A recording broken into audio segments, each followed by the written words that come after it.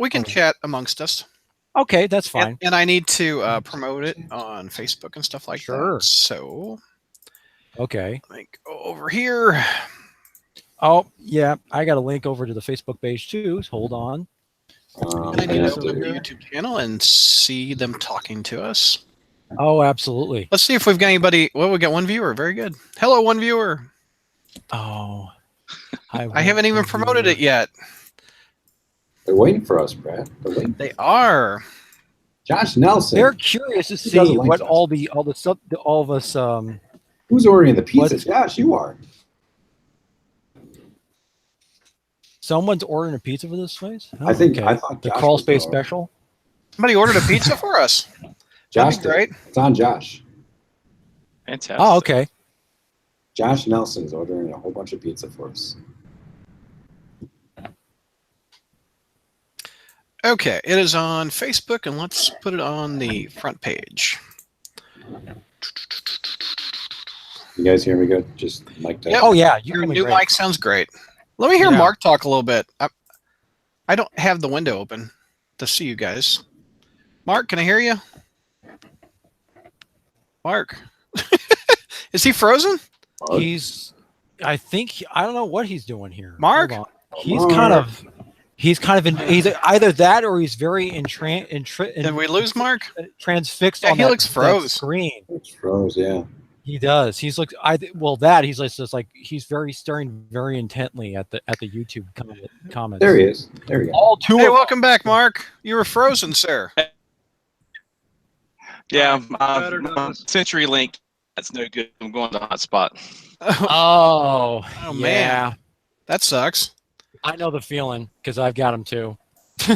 I don't have that. We got no other option around here. Yeah, well, are you in? You're not in. Are you in Washington State too, Mark? Or are you? He's in. You got one ISP, Mark. Yeah. Oh, he's frozen again. He's frozen again. See, that's the thing. I mean, I don't know what area he's in, but I know in our state we're only allowed we only have literally 2 ISP providers. Like one is one is CenturyLink and the other one is I think it's some kind of local state thing. That's kind of a cable modem stuff. We only have one also, and then you can do like AT&T, I think, or you can do like Dish, which is really slow. Yeah, well, you're bundling with when you're bundling with your HughesNet. HughesNet. Oh, I've got a couple orders from those guys before, and I'm just thinking, do I really want to do another satellite service on top of the one I've already got? But yeah. So Brad, I don't have a Spider-Man shirt anymore, but I do have a Marvel shirt that has. Let me see. Let's take a look. What are we wearing? Mm-hmm. Oh, okay. It's a collage. I see. What do I see? I see a Romita cap. I see a Bob Layton Iron Man. Is that a Sal Buscema Hulk? Maybe. Who's that? I don't know who did that Spider-Man. That looks like it looks like either a Romita, maybe Ross Andrew. Oh no, it looks kind of like the Spider-Man that was on packaging in the '90s, and I never could place who that was. I know that Sal did the cereal box. He did. But that is a cool T-shirt though. It's got very that's nice. I got it at Walmart. Yep. Oh, see, they actually have good stuff there if you know what I look for. Did you just get that, Zach? No. Then again, I've got a friend who actually works there too. So maybe I could get this. Hey, Mark, are you on audio, or am I just hearing you with Mark, are you there? I've got the video on. Yeah, can you hear me? Yeah, kind of. Talk. Count to 10, maybe, or so we can really hear you. Here's an idea, Mark. Since the internet's so bad, how about you kill the? Oh, never mind. He's had enough. I think his internet is really poor. So if him trying to send his video signal is bottlenecking it, so I say we just get his audio then. Oh yes, that makes him more. That makes him even more mysterious. And keeping with his name, Dark Mark. Dark Mark in the dark. In the dark with Dark Mark. Hey, Oh, is he gone? No, he was there for a second. After Dark with Dark Mark. No, that's a Patreon exclusive one. Nobody bought it. Okay, now I have the YouTube window open so I can see you guys chatting. Let's see what you guys are talking about. Grant Alford, his son goes rest in peace, Mark. Grant reviews Miles Morales Spider-Man on the front page, so check that out. Boy, that book hasn't been announced yet. There you are, Mark. Hey, if your internet's real poor, how about you kill your cam and dedicate it to your voice? You want to do that? Well, if it keeps messing, I'll do that. Well, you're really pixelated. I can barely understand you. Let me try this then. Okay. I'm gonna go up for a second. I'll try it again. Okay. Okay.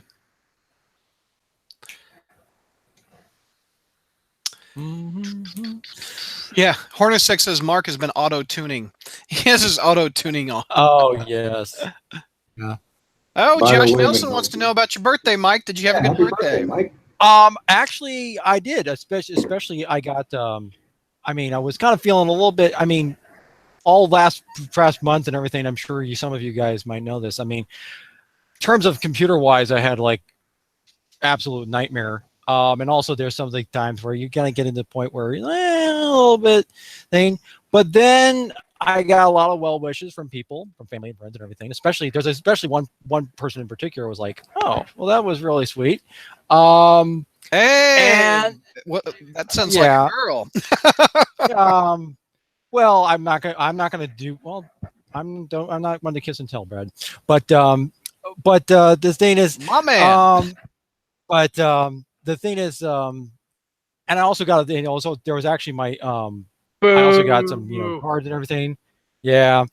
But, Zach kisses, tells, and social medias it. Mm-hmm.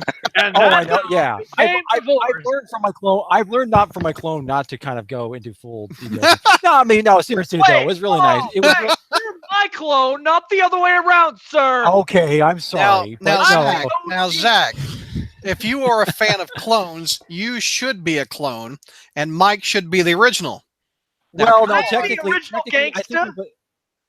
I think we've technically established that I'm like Kane, that I'm his version of Kane, actually. Because I'm taller, probably. Probably. What are you trying to say? I'm short. Don't call me short. I take exception to that. Oh my gosh. See, yeah. Well, see, technically I should have longer hair and like be wearing pink or something. Shouldn't we all? Yeah. like a pink scarf or something like Amen, that. brother. Let's see if I can. Mark, it looks like you're not so pixelated. Let's hear your voice. Hello, Sing. hello. Sing. That's a little count to 10 for me. Give me a mic check. Count to 10. 1, 2, 3, 4. Or should I do it in legacy counting? Yeah, 802. Oh yeah. Do legacy counting for me. Do a legacy mic check. 801, 802, 802. Look and sound far superior, sir. Oh, nice coffee cup there, Mark. Here, I have a coffee cup Spider-Man on my desk. I may have shown this. This cup I've had for probably 20 years, and the reason I like it, it says the whip. A pirate's life for me. And I don't drink coffee, but I do write. Well, I have this Brad, is that Diet Sal's Mountain Dew. artwork? Are they what? Is that Sal's artwork on that coffee cup? I don't think it is Sal. Are we gonna get that almost looks like a almost like Romita. It was made in That's 1989 by the Good Company, made in Korea. Okay. And it does. Let me see if there's a signature on it. Because the style on that looks very. That doesn't look like Sal's Spider-Man. No, I know, but if you turn it around, though, the Green Goblin looks like Sal. No, it's more like that. Almost looks like a little. Yeah, there's a little very Sal Buscema. It could be Ross Andrew, maybe. I have so much random Spider-Man Spider-Man stuff. You know that I got a whole Spider-Man wallet that I got as a nice gift. Like I'm not going to use that, mainly because it says Ultimate Spider-Man. Yeah, George. I think this was like in a stocking or something. Well, Well, if George was here, Brad, he'd totally disown you. He would now disown me. because, What else I got on my desk that's Spider? All right, let's get started. For God's sake, You're the one that's not. You're the one that's distracted by props, and I'm. Okay. Thank God I don't Let's. have, accusing me of being distracted by props, but you're the one bringing it up. Hey, I just got this in the mail. No, I'm just kidding.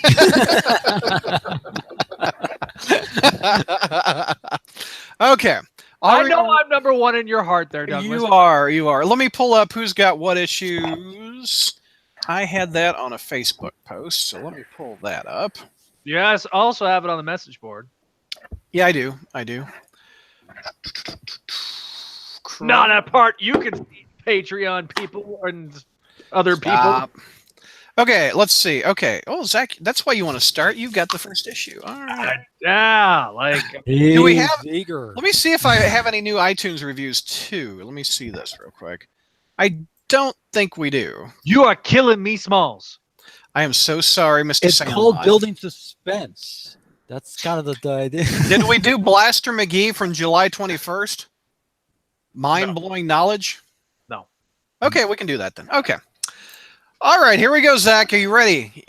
Are we You got your recording? podcast pants on, sir. I don't wear pants. I'm not wearing any. Oh, I hey. didn't know that was a requirement. Yeah. TYI, folks. More than I ever wanted to know. Okay, coming down. I'm wearing shorts. Whip. Okay.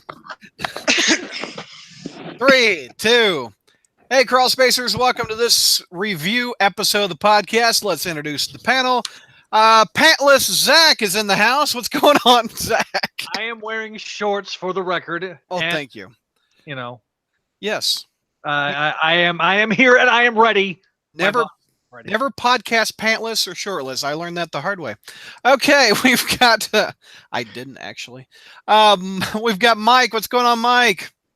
Oh, well, I'm happy to be here as always on a Saturday night. Yeah. Even though I could be doing something else, but no, no, I'm serious. Oh, Seriously, man. though, shade. it's That can go too. no, seriously, no. In all seriousness, it's really great to be with you guys and talking about Spider-Man and everything. And Yeah. glad to have all the YouTube listeners. I guess we've missed a couple issues. We've got 3 to review this We podcast. do, So we've but got a lot. Unfortunately, they're all good, or are they? Oh, isn't that rare? Isn't that rare? And also, you had a birthday since last we talked. Happy birthday, sir. I did. Thank The you big- very the much, big and what? also thank you for everybody who sent me the happy birthday wishes, Yeah. and well wishes, and also, congrats and everything, and Yeah. even got a couple of cards, and so it was very nice. You Thank turn you. the big what? What's the number you turn? Let's just hint that I'm probably in a similar age bracket as you, my good sir. But You I'm- turned 43? Oh man, you ruined it. No, but so now I can't play up the whole thing like, oh no, I'm really 10 years younger than I actually am. But Okay. but I still get carded, believe it or not. So You do. It's just- the I good do. hair follicles. It's a good hair. absolutely. You start I losing got this stuff. You it's get all the hair you it's- want. You know. It's the Irish genes in me, basically, Brad. It's how it's That's funny. it's just That's funny. and So happy birthday! And thank you. unfortunately, George couldn't be here, and unfortunately, fortunately, Ashley is getting married. So oh yes, I said, "Hey, Is you she want to do a getting married? podcast?" It's No, this I got week- this wedding. I'm like, "Come on, is it this girl." weekend? Actually, it's actually this weekend that she's getting married. Oh, it's this weekend. Well, happy wedding to Ashley. I think not, it is. It's very close. It's very close. So yes. congrats to her and Jack. So to fill a couple empty slots, I said I want to talk to Peter. Chi-Town Spidey, what's up, man? What's going on, guys? For those audio listeners, you need to check out our YouTube channel. Peter, behind him, has a Spider-Man shirt on. You've got 2 J. Scott Campbell posters behind you. And The a cover Spider-Man. of... Oh, and a Spider-Man hat. Very nice. The cover of Just up ASM to the- 500 and the cover of... I don't know Number what... 50, Volume volume number 4. I Mother believe. 50, Volume 4, where they actually reunited Yes. Fan- and Very met Doctor nice. Doom in the airport Oh, in you Colorado. That's a great issue. 50. Very nice. That Oh, is a you- very good issue. Are you sensing a theme He's with di- Mary Jane? Maybe. Yeah, Oh, Mary yeah, Jane, absolutely. I think you might be a fan, sir. Maybe. Yeah, he's definitely a man of taste. And I'll impeccable let tape. the listeners in on a little behind baseball. Chi-Town tried to get some Mary Jane cosplayers on the show. Okay. So, tell me about this. Okay. Until he found out I was going to be on the show, and he's like, "No, Okay. bring him on." Here's what happened with that. All right. Yeah. So, two Mary Jane cosplayers that I've been talking to do an interview with. I messaged him, say, hey, wouldn't it be cool to come on the podcast? And one of them is really behind on the comics because it was con season. That's a Spinner Red cosplayer that will be joining us pretty soon, but she could not be able. She couldn't respond back because this is video. This would be kind of cool, right? Yes, this would be cool. And the other one is a Mary Jane cosplayer who is really into comics, but unfortunately, she's working for Disney Cruise Lines right now. So she's on a boat. She's on a boat with Mickey Mouse and Goofy. So she could not make it, and I'm already trying to regret it because Zach said he would be flirting with these girls throughout the entire time. And also, you are not kidding. Distracted very easily. So having a beautiful woman here might just we might have 4-hour shows. It didn't end well. Zach, that's funny. Zach, we want them to come back. There, Peter. That's actually, funny. because I was married to a redhead once. It didn't end well. Okay. Oh, you poor guy. Oh, so instead of 2 Mary Jane cosplayers, we got Dark Mark. Hey, I'll do my best. Not gonna lie, Mark, that's a bit of a downgrade. That's the worst intro I've ever given to a dude. Mark, I'm sorry.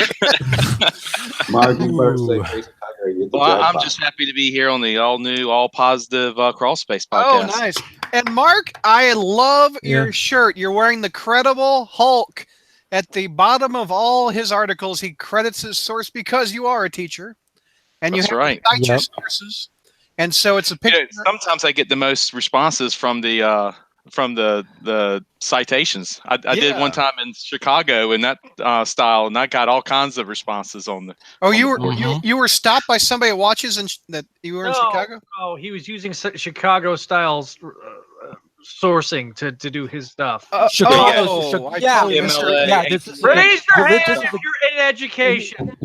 And also in broadcast. Well, in fairness, he is in broadcast journalism, not print journalism. Print journalism has its own little sense of style. Mike will be my attorney. Just call him Mike, or Mike Murdoch. Here you go. Yeah, pretty much. I've got the Daredevil glasses to go with it. There you go. We know how well Mike Murdoch ended last time in the comics. Oh wait, he's man. back. Oh, that's true. That's funny. That's true. All right. Before we get to reviewing 3 issues of Amazing, we got issue 2, 3, 4, aka Legacy 803, 804, 805. We have 1 iTunes review, so let's pull that up right here. From the user Blaster McGee, posted July 21st, 2018. With you know what?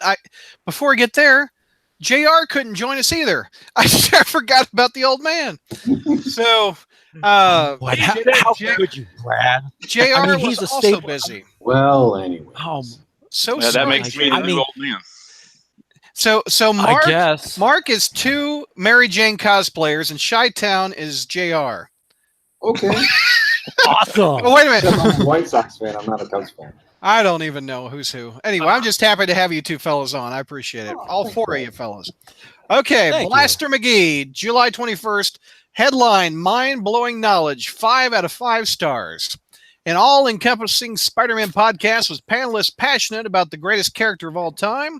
My own thoughts and feelings are reflected by everyone on the pod, and I can't wait to hear it every month. Keep on chugging, all. It looks like things might be looking up, at least. So thank you, Blaster McGee. That's nice. A lot of people have responded how they like us talking positive about a Spider-Man book. It's nice to talk positive when we like it. Yeah, exactly. It's fun. It's nice. I read all 3 of these books today, and I was like, wow, this is a fun ride. This is nice. So if you would like to leave an iTunes review, search Spider-Man and go to the podcast. And it's one of the first things you'll see, and you can just leave an iTunes review. Also, if you're in another country besides the United States, do me a favor and give me a heads up that you left an iTunes review in your country. Often I have to go searching for them, and they often get overlooked. So I would love to read some international iTunes reviews. So send an email to me at crawlspacemail@gmail.com, and I will read your international iTunes review post. I can change what country I am on iTunes and go right to it. Okay, let's start with Zach. You have issue number 2. No, it's 803. It's 803. I agree. No. It's 803. You've got issue 803. What do you take me through it, sir? All right. The Amazing Spider-Man, Back to Basics Part 2. Nick Spencer's the writer, Ryan Otley's the penciler, Cliff Rashburn is the inker, and Laura Martin is the colorist. We open in the Sahara Desert with majestic-looking elephants when suddenly an elephant's killed. Why am I laughing about an elephant getting killed? I am a horrible person. Yes. Too. By the way, it's not. Yeah. What do you guys? Oh, go ahead, Mike. I'm sorry. I'm just saying, there's a lot of trees in the Sahara Desert here. I mean, I'm not sure it's quite desert. It's more like it's the veldt, basically. It's what you know. Do you think this I'm is? Sorry. You're being so damn technical right now. Hey, I'm the guy who came up with the nerdy nitpicks, okay? It's got to be my job to try to do that kind of stuff. Is this the opening of a Craven story? Because that seems like the most obvious. Oh, it totally is. Totally opening for a Craven. Okay. Yeah, it's gotta be Craven. Okay. That's got to be Craven. That's a wrestling for you guys. Anyway, all right. So we then cut to Man Mountain Marco and the Ringer, who I thought was dead, fighting out with Spider-Man. When suddenly he seems to be in a better place because Spidey kicks Man Mountain Marco's assets and gives him some books to read for the road and his assets. He seems like he's in a really positive place. Good for him, right? I wonder why. Peter, why? And then we cut to the next scene where it's all of the dreams came true for Peter Norbert, aka Chinatown. Where right now. Where Mary Jane is telling Peter good morning, and then we get the brief montage of of Mary Jane's greatest hits, and so they have a brief conversation. They're having the pillow talk, which is all good, and then we cut to the Lizard, aka Dr. Kirk Connors, which everyone don't like. Peter Parker's having the natural reaction that you would have to Dr. Kirk Connors as the Lizard, because last time we saw the Lizard. Well, there was that time he was raping people and stuff like that. Well, but that didn't happen. Well, allegedly. Well, he was also turning his not wife and not son into slee stacks too. Yeah. There was that. The last time we saw a Lizard was, with his cloned son and cloned wife and becoming lizard people because reasons. So we then have the Lizard change back into Kirk Connors, which is a good change, and Kurt is trying to bring him on board to join the class, and so we then cut to not Ant-Man. Did you notice that Kirk Connors has a similar thing that Doc Ock did in Spider-Man 2? Yes. Got a little thing that goes in the back of his the inhibitor chip. Inhibitor chip, which is cool, which this time the casing is made out of adamantium. Sony couldn't get away with saying adamantium. Yeah, well, they could have probably if they gotten the permission. But anyway, so Ant-Man's like, I should have gone to college, because Anyway, we have the Black Ant and Taskmaster. They're in the school. Peter's trying not to trying to convince himself that he doesn't need to go back to school again. And then we have this this device that we recognize called the Isotope Genome Accelerator, which by the way, there is a deep cut because that was officially named by Fabian Netzia. Netzia, in the Spider-Man Final Adventure story. Ooh, really? Very nice.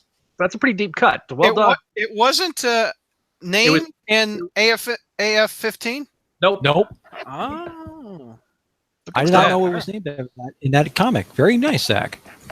So occasionally I can break up my JR parts of me. JR, 40 years younger.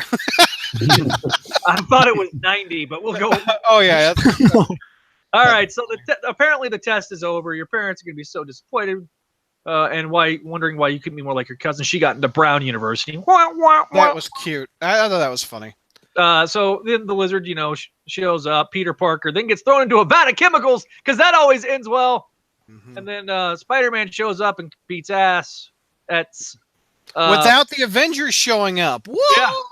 Yes. What? He's kicking butt by himself? Yeah, and then he gives somebody a hand.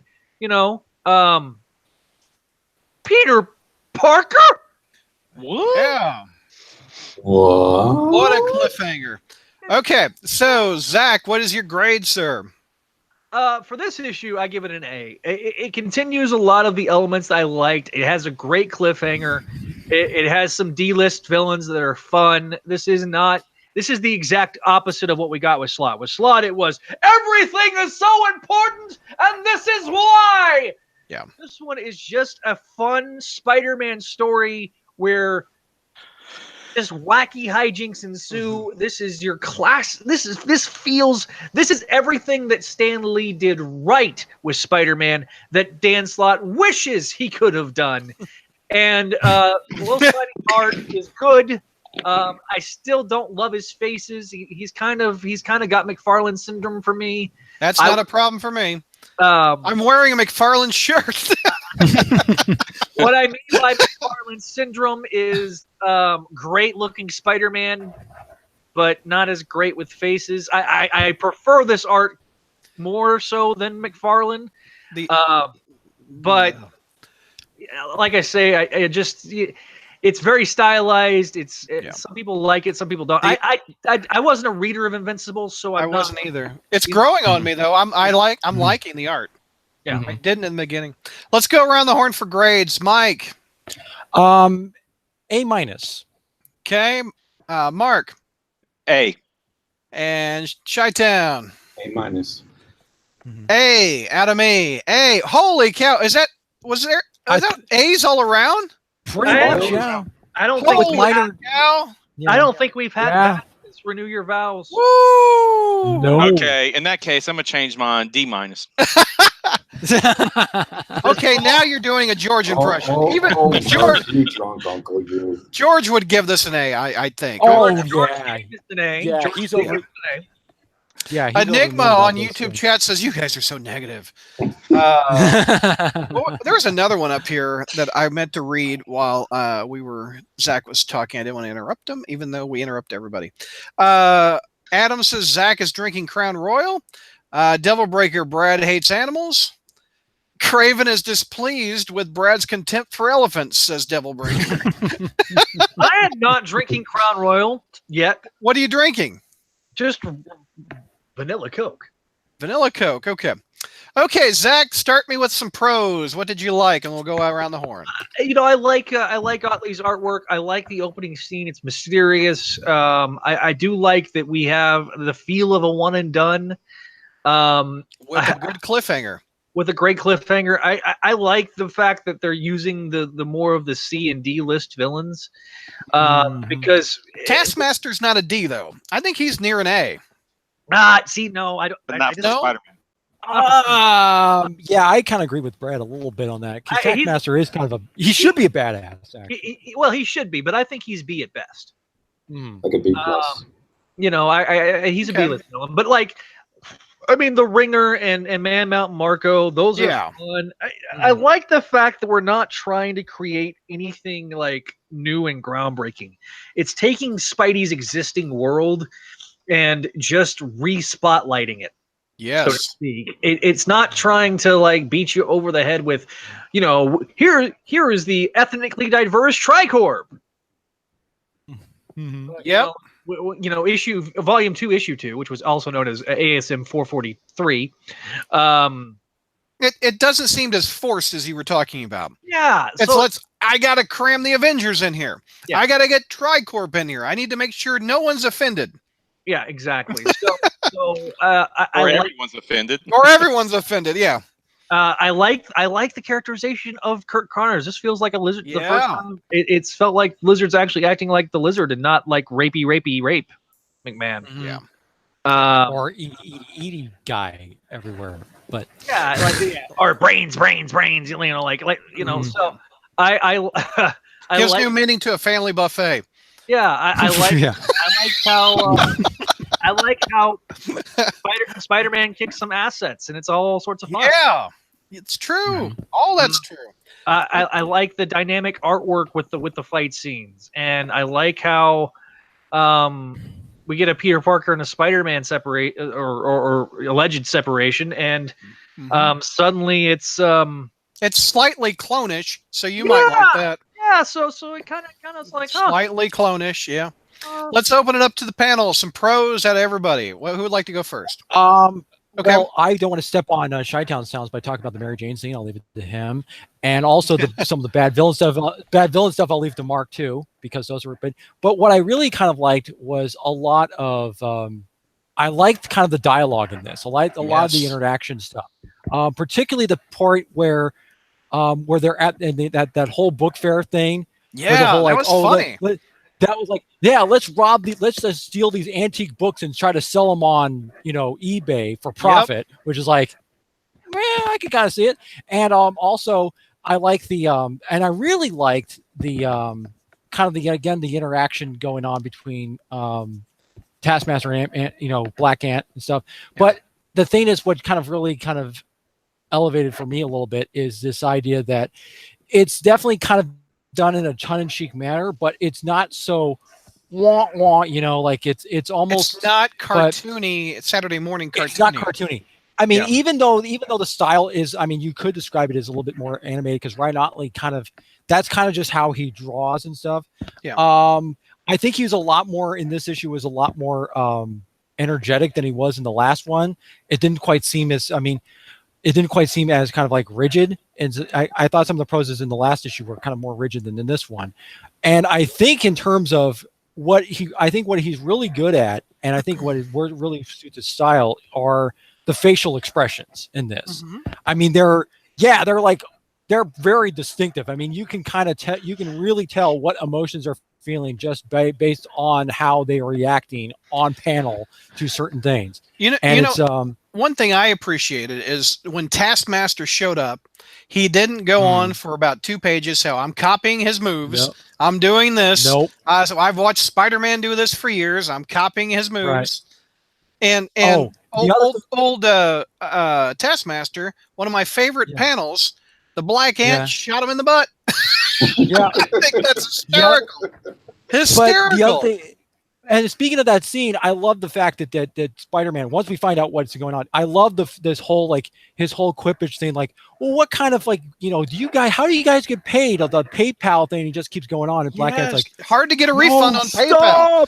I love the quippage. It's like he's like, oh gosh, it burns. It's like absolute favorite quippage of the issue is when he beats the bad guys and he's standing in that long panel and he goes, quote, "And that class is what happens if you don't pay your student loans. Let that be a lesson for all of us." Love that. Right. Love that sense of humor and that quippage. That is very, very good. He does Spider-Man quippage well, Mr. Spencer. Very nice. He does. Who would like to go next for a pro? I'll do it. Okay, go ahead, Mark. I love the Black Ant being in here. Yeah, I love the Black Ant being in here. I can't say that enough. I love the Black Ant being here. I hope he becomes a returning character. Did you like that Kirkman series years ago? I did too. Irredeemable Ant-Man. It was a good book. If you guys have Marvel Unlimited and you've not read the Irredeemable Ant-Man, you've got to do that. Just do it tonight after the podcast is over. Yeah. It is absolutely hilarious. Yeah, it's really good. It's really good. Kirkman, I don't know if it's on Unlimited, but I think it is. Kirkman did a good Spider-Man Marvel team up. That's on Unlimited as well. Yeah, the last version That's of the one that Zach said nobody cares about, but we know they do. Was he talking about the Clone Saga, or was he talking about the Marvel team up?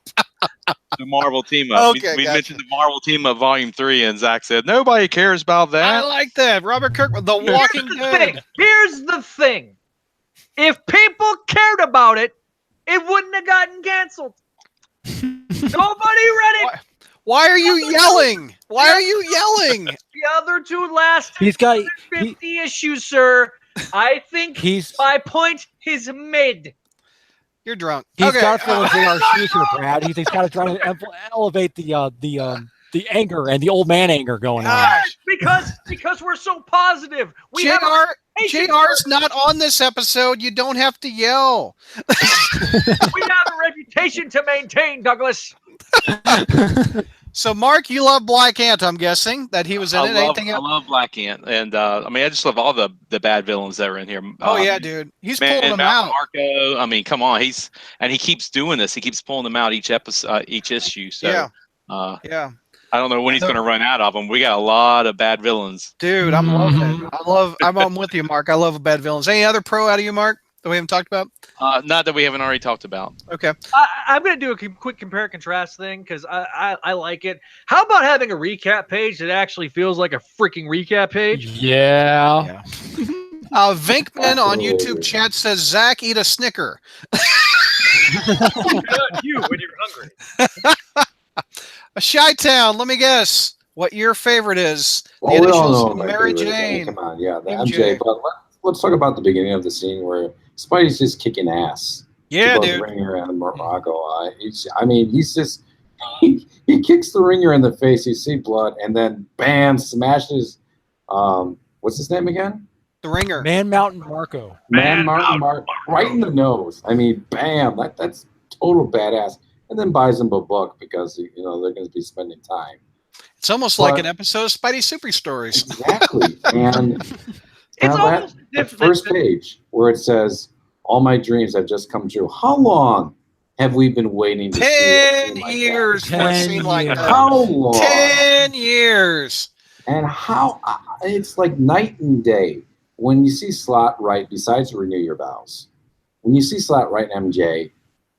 It's completely different here. Yes. It just feels right. And look at that panel of Mary Jane right there. I love that panel. Exactly. Did you sleep okay, Tiger? Like, seriously, 10 years we haven't had that. It just feels right. I love it. And then when Peter goes into the class and he's warning all the students to get out and whatnot. Yeah, dude. I want it.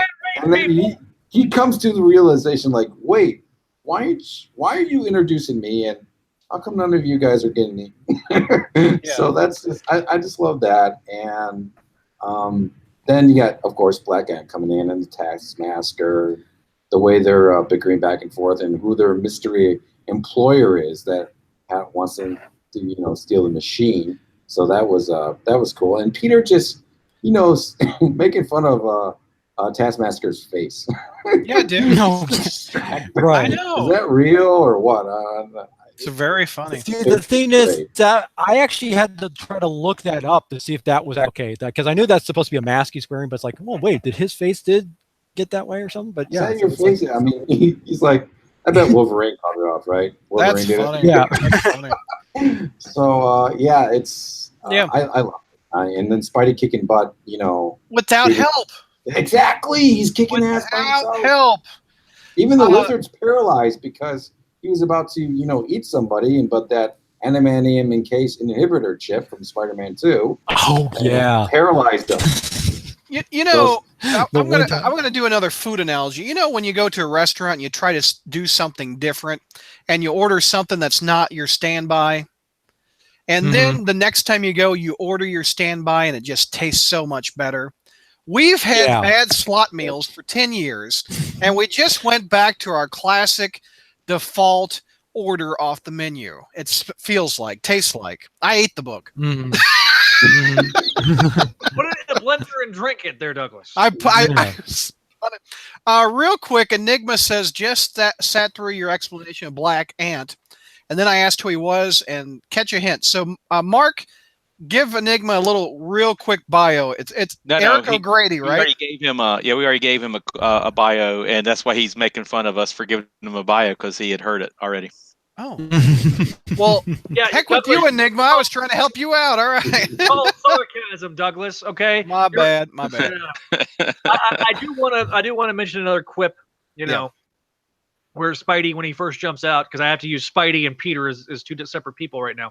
He says, "I'll tell you what happened, bonehead. Science happened," which doesn't sound intimidating, I know. But trust me, this is vengeful science, and it's testing out its hypothesis for justice. Like that's great stuff. That's like straight out of the Tick, man.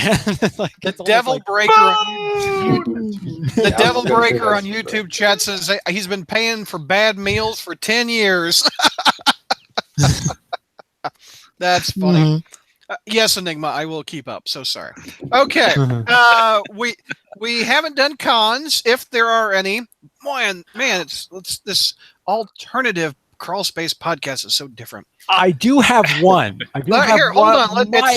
I have one too. Zach's review. So let's have Zach start Okay, with sure, his go. review of Yeah. cons first, and then we'll get you, Mike, first. Go next. Okay, go ahead. Okay. You gave it an A. I gave it an A, so I really don't have very much in the realm of cons. I think that I just think it's really well done.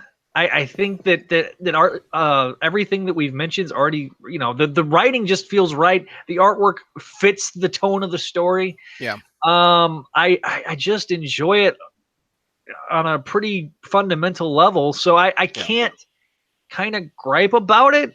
The only thing I really had a little problem with is, again, it was clone-ish, and that's a well that we've tapped a lot.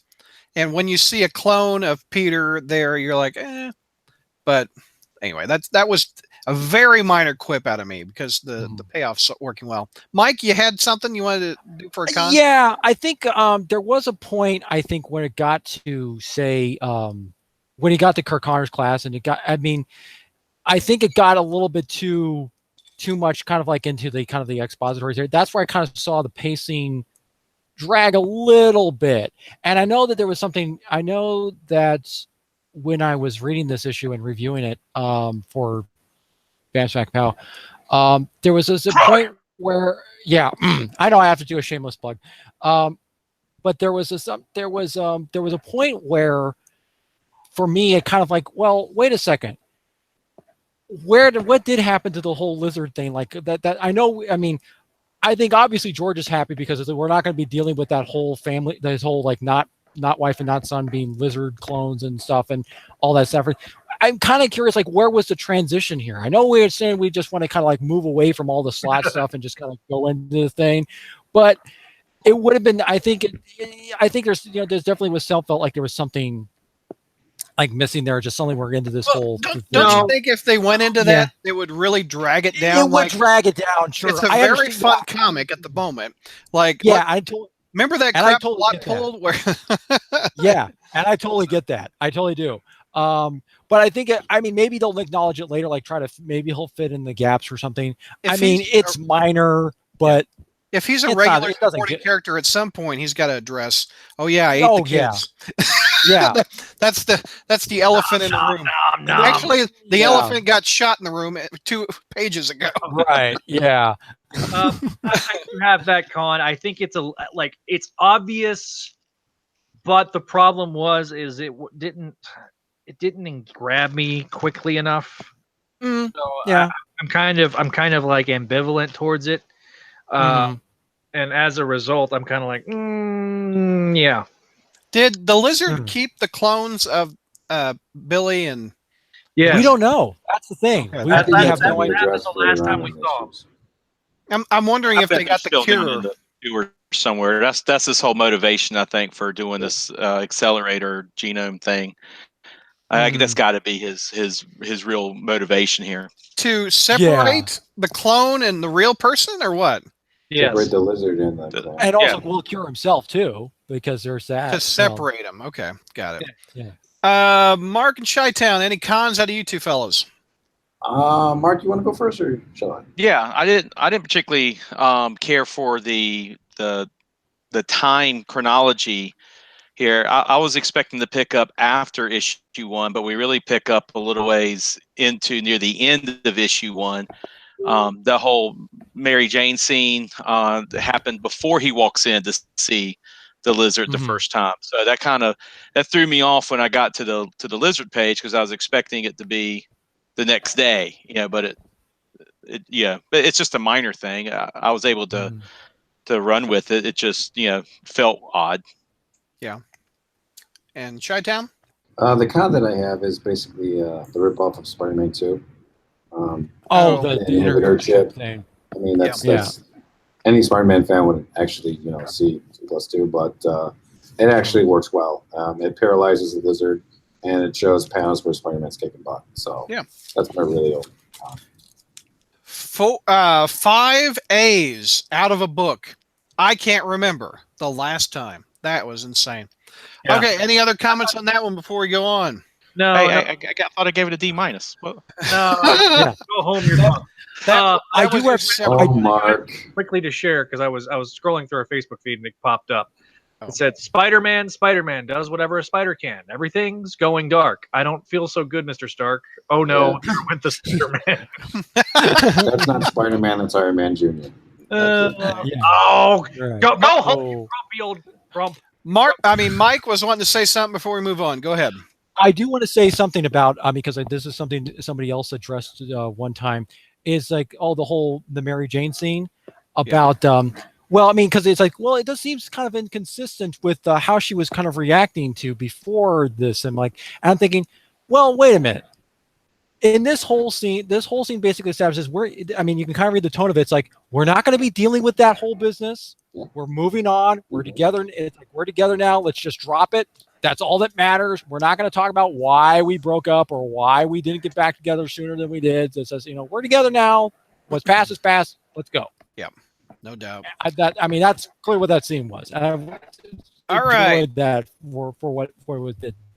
We are moving on to Amazing Spider-Man 804, Volume 75, number 3, whatever. Is this Volume 5? Is that Volume 5? Volume 5. Technically Amazing Volume Spider-Man, 5. Volume 5. Volume 5, number 3, or Volume 1, 803. In Chi-Town, you've got this one. Well, this is according to the comic book 804. Oh, sorry. Yes. My Amazing bad. Spider-Man, written by Spencer. Art done by Otley. Before we get to it, we have to mention the great thing Marvel did with Ditko. That is really nice. Especially if this was a newspaper, this is above the fold. This is the first 2-3 issues devoted to Ditko. That was really nice. So, that was very good. I think we should read it aloud for our audio listeners. It says, legendary artist and creator Steve Ditko built an incredible legacy of work that changed the comics industry forever. Ditko joined the House of Ideas in 1958, and through the following years within and outside of Marvel, he breathed life into characters that inspired fans across the globe with dynamic visuals and iconic traits, including superheroes such as Spider-Man, Doctor Strange, Speedball, Squirrel Girl, and many more. Ditko's design shaped the Marvel Universe and the world of comics, and he continued to bring his unparalleled vision to life through his work across the industry for decades. His characters touched the hearts of fans everywhere, and the influence of his art will live on in comic books for ages to come. Thank you, Steve. That was really nice. Yeah. If you haven't listened to it, I had a really cool interview with Tom DeFalco and Roger Stern sharing some Ditko stories. So look on the backlog on iTunes for that episode. It was really, I think that was about as close as I can ever get to a Steve Ditko interview. It gave a completely different image of Ditko they did. than what we normally get to see. Yeah, no doubt. All right, Peter, take us through issue number 3. 804, I'm sorry. Before we go to the get past the Ditko, we also have a few quotes from Joe Quesada, C.B. Cebulski, and Nick Lowe that all of you should just take a look and read when you have time. Yeah, those are really nice. Okay. All right, so we're at the Sahara Desert or the safari or Africa. We don't know where we're at, but there's this guy, who just shot the elephant, and elephant poaching is illegal. So he asked the tracker to take a cell phone selfie of him with his kill, which probably he's going to put on social media, which isn't a really good idea. But anyways, I'm surprised he didn't use his webware. So then his tracker gets wait, what? With the knife right in the chest because heard something was coming up, and he falls faster than JR trying to do a Spider-Man push-up. So then we cut from that scene going to a nice date with Peter and Mary Jane, and a double date soon to be with Robbie Robinson's son, who just both strike, and there's some very nice Big Lebowski. Randy, I'm sorry, not Ronnie. Kingpin episodes there.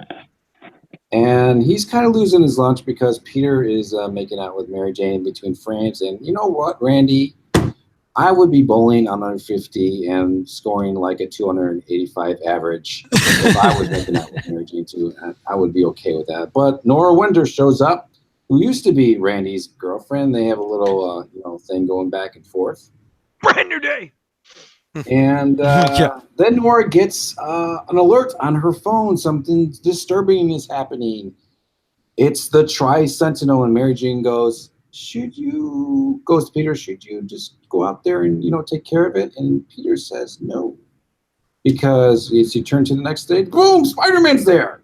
Like, how can Peter and Spider-Man be on the same page? Well, Zach just explained it. After that green mist, Spider-Man and Peter are like two separate people. Science. And then we see a little backstory on what happened the previous issue. And that's that, what is it called again? The isotope genome accelerator. IGA. Isotope genome. Do you guys have IGA supermarkets out there? No, we do not. Okay. When I think of IGA, I think of supermarkets. That's where I bought a lot of comic books off the spinner rack in the 80s at the IGA. IGA I used to have in the 1980s, but then it got bought by Leggins. You guys have Leggins? I've worn leggings. No, wait, I'm just kidding. There's an image for all of our listeners.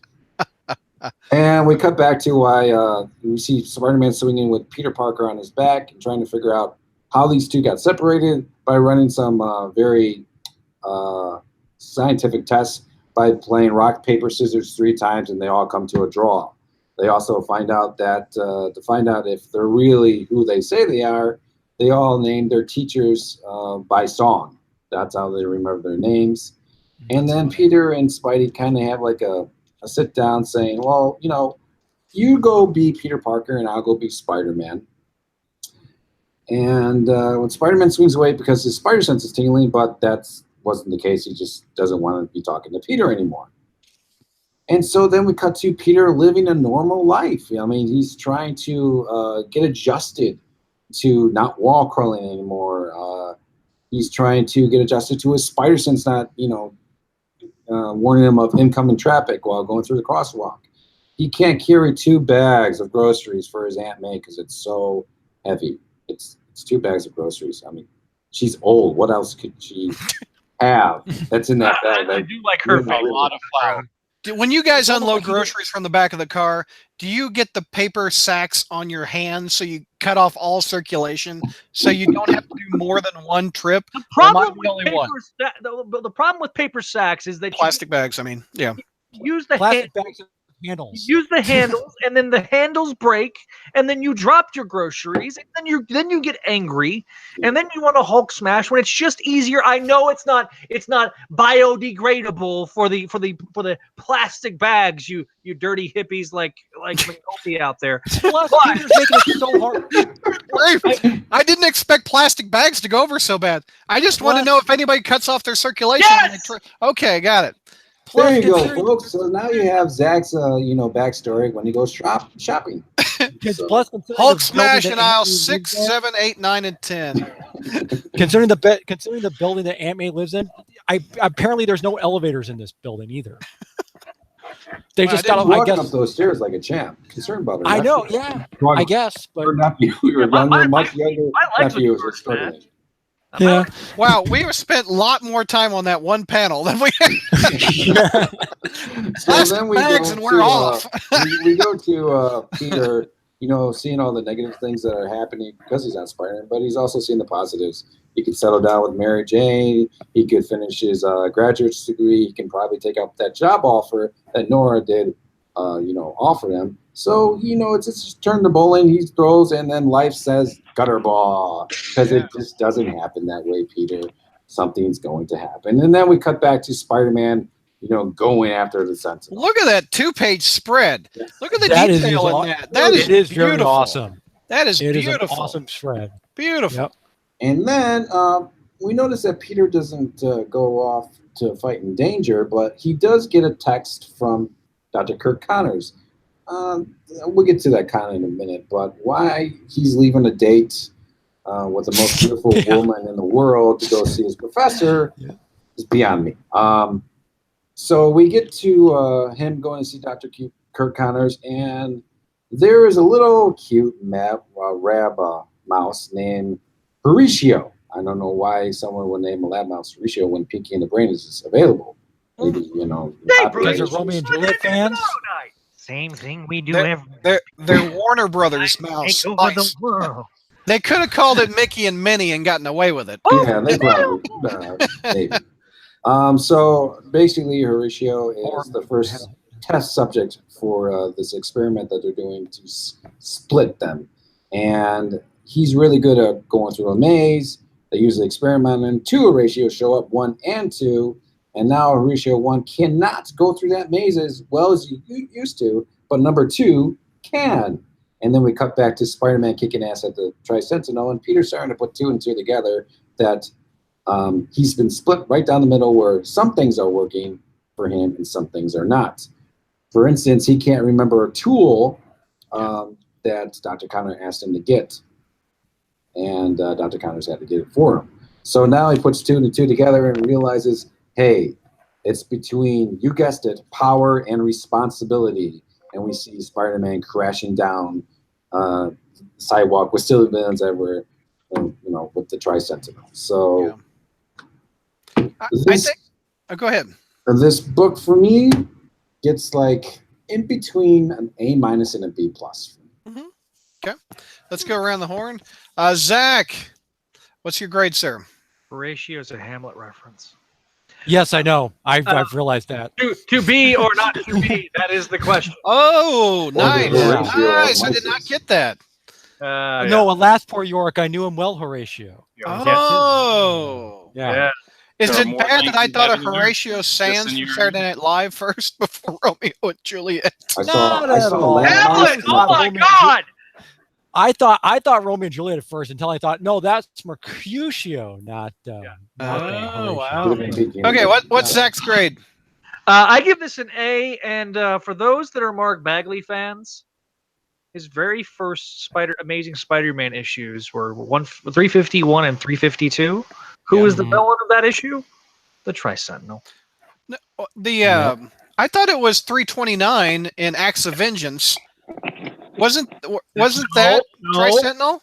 Who was that? That was the first appearance of the Tri-Sentinel. The second The second appearance of the Tri-Sentinel was 351 and 352. And it was Mark Bagley's first issue as artist. And I got some good Mark Bagley vibes from some of these panels. So, who sent the Tri-Sentinel in Acts of Vengeance? I forget. You'll learn in issue. We'll talk about that in issue 4. Yes. Oh, the same dude? It's the Life Foundation, but yes. Okay, got it. Well, there's technically to that, but I thought that was a Graviton or something. I'm getting my Acts of Vengeance mixed up. Okay, we got a B plus A minus a Chi-Town, right? We got an A out of Zach. Is that right? A, yes sir. An A out of Zach. Mike, what's your grade? B plus. Okay, B plus. And Mark? A minus. A minus. A out of me. So we'll give this whole entire second issue that we just reviewed an A.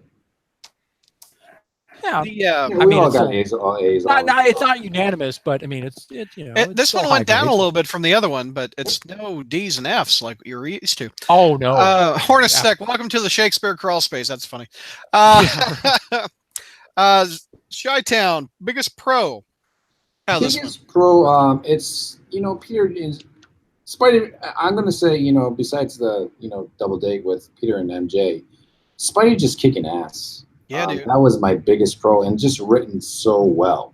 I mean, when you see Spider-Man goes after the Tri-Sentinel right away, he gets kind of knocked out. So Spider-Man can't take a beating, but then he just gets up, dusts himself off like Luke Skywalker, and just goes right back into it. The banter between both Peter and Spider-Man when they're having a conversation is extremely funny. It is. Basically, Spidey's saying, I'll be Spider-Man. I'll go do, the hero stuff, and you can stay home and do your laundry, that's piling up. And Peter's like, yeah, it is kind of piling up. So, I mean, that's And Peter's also like, that's not how spider sense works. That was great. I love that. Mhm. And he's trying to figure out how to get down from a roof. But it's just Spidey kicking ass, and the Peter and Spidey dialogue, him putting two to two together feels great. And the double date was just cute. The one of my favorite things is Peter Parker's life should be as exciting, not exciting, but it should draw the reader in just as much as the superheroics. That's And the everyday man him scenario. Yeah, and him on a double date with the love of his life and a couple that are on the outs. And I think I made me not like Nora Winters. I thought that was funny. I thought she had some good quips to Randy. Like, what was the line that she said? I don't have to worry about a guy that has a nut allergy or whatever that was. Right. That was allergic to everything when we go out and eat. Yeah. Oh yes. How often have I dreamed of a man with a crippling fear of intimacy and a disturbing number of food allergies? And no doubt I'll be losing anything tonight. No doubt I'll be losing anything tonight.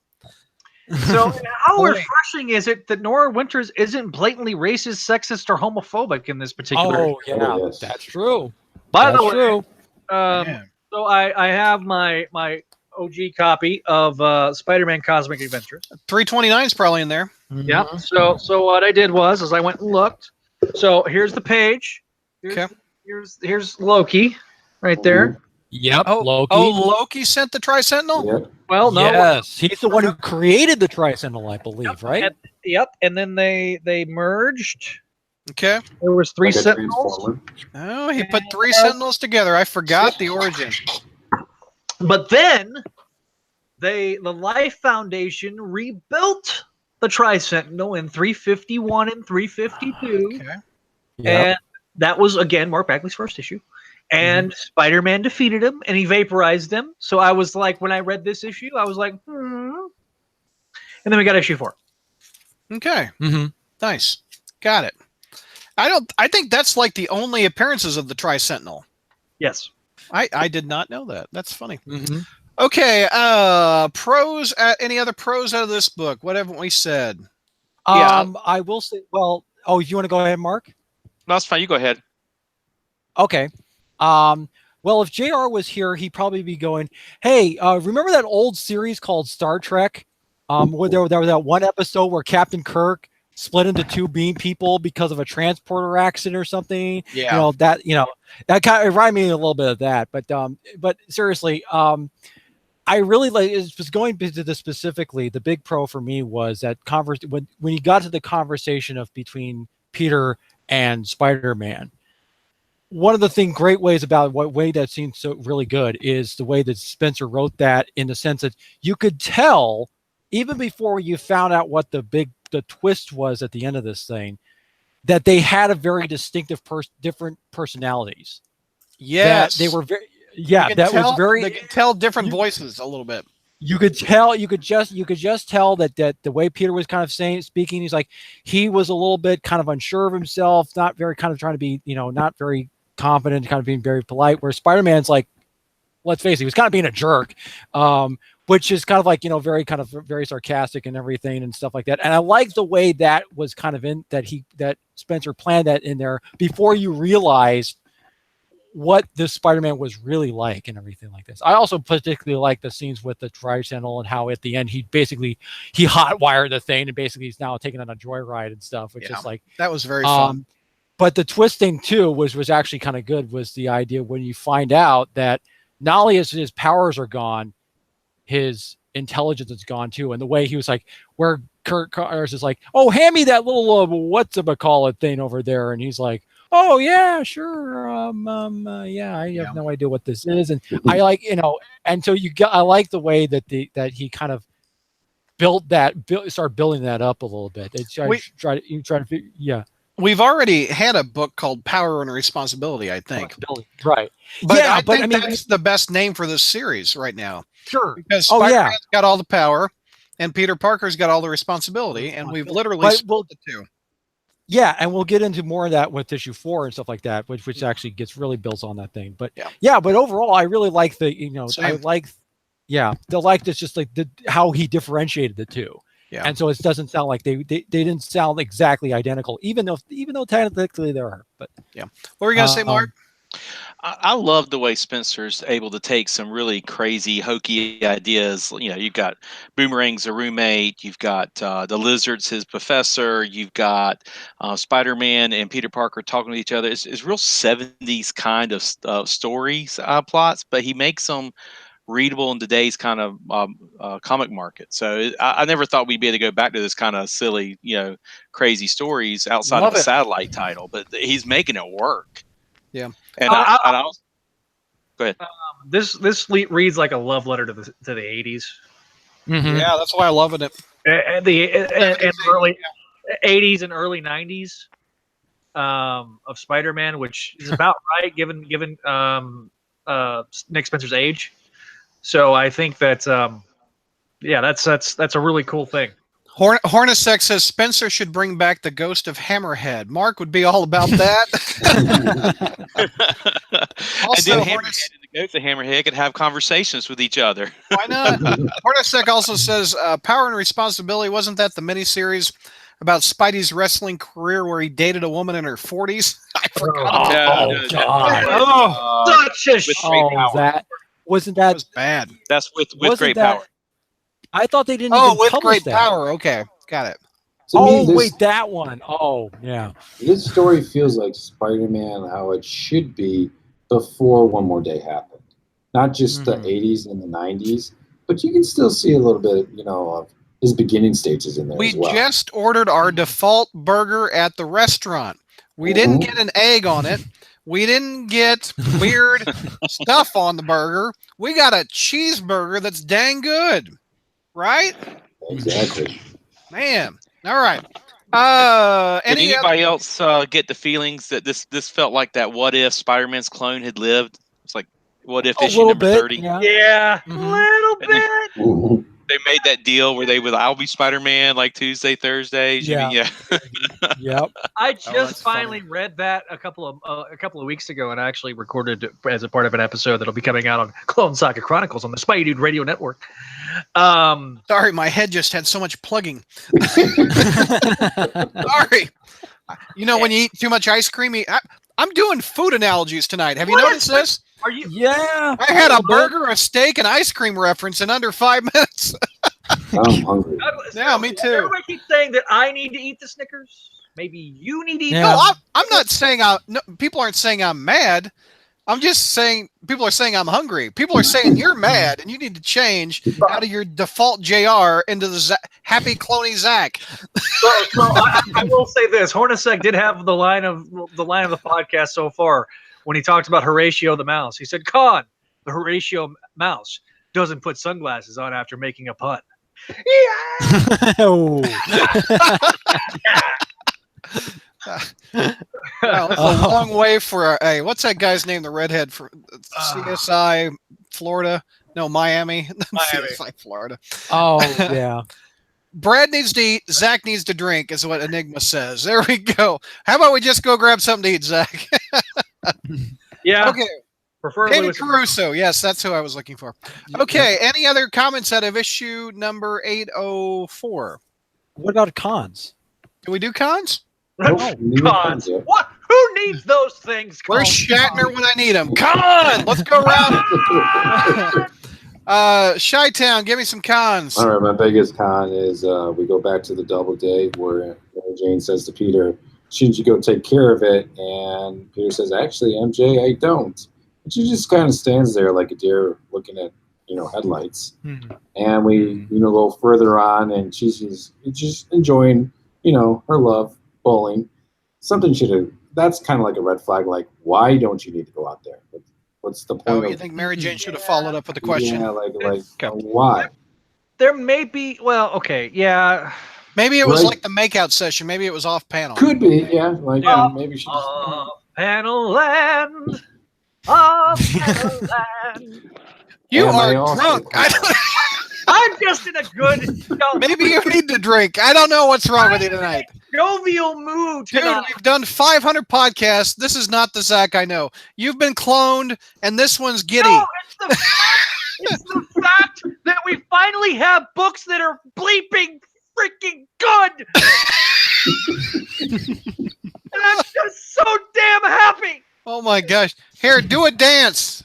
I don't believe I just asked. There it is. There it is. Oh, you got to watch this on YouTube. You got, yeah, wow.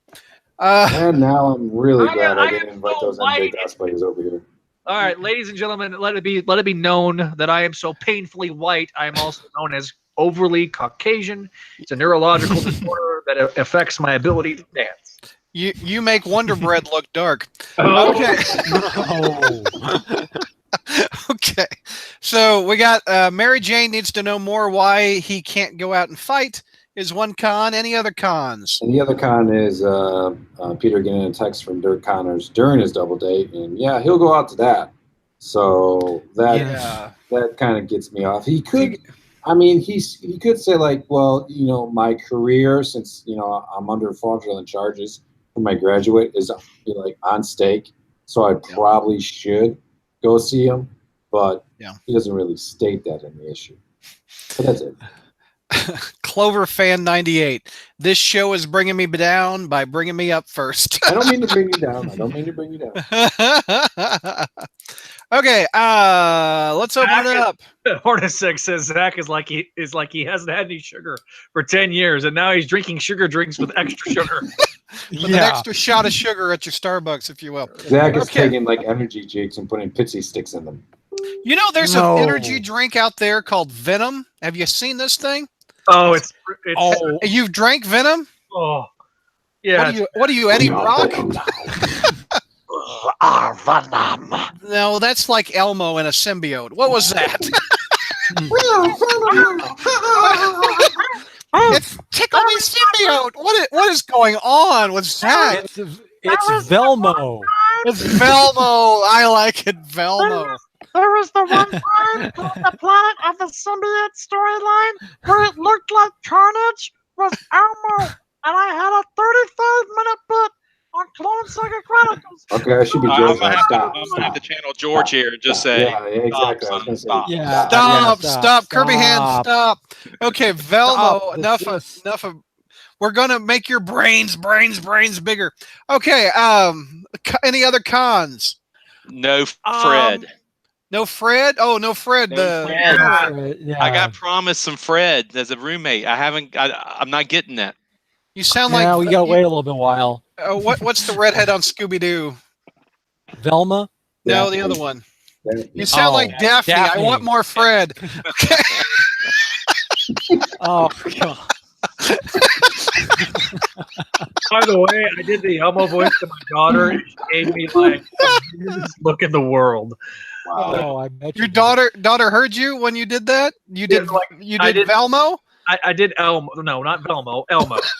And she's like her jaw was dropped. Like she couldn't understand. She couldn't. It didn't compute. Can you imagine dropping like a Tickle Me Elmo in like a bat of oil and then get a tongue out of it? Oh God. And that too. And suddenly this broadcast is. This podcast is gone. Well, anyways, as JR would say. I bet you in that Happy Town Murders there's Velmo. Oh God. All right. I got that movie looks awful. I got a quote. So awful. I've heard it. Olives, longs, patriots, so many snacks, so little time. Oh God. That's on the next podcast where we talk about that Venom trailer. You want to hear that? I bet you Velmo will come back. Okay. Better not. Better not. Okay. I think we should move on unless we got any other cons. Yeah. My con will be safe for issue 4 because it's kind of the same one there. So. All right. Mark, you're frozen. Are you still there? Let it go. Let it go. Oh dear. Oh, he's coming back. Now, Another is this that is weird. We're seeing 2 Marks. That's awesome. We're talking about Peter and Spider-Man. He's keeping with the issue here. There's two Spider. Now, Mark, are you the superhero or the average? Mark is like a ventriloquist when the other one's just drinking a bunch of coffee and the other one's gonna talk. Yeah. Mark, I just want you to know you missed 15 minutes of talking about Elmo. Okay, Mark, you've got issue. You didn't miss a thing. You've got issue 8. Elmo loves you. Stop. 805. Take it, sir. All right. Real So we quick. started this- Artisec says dark mark and light mark.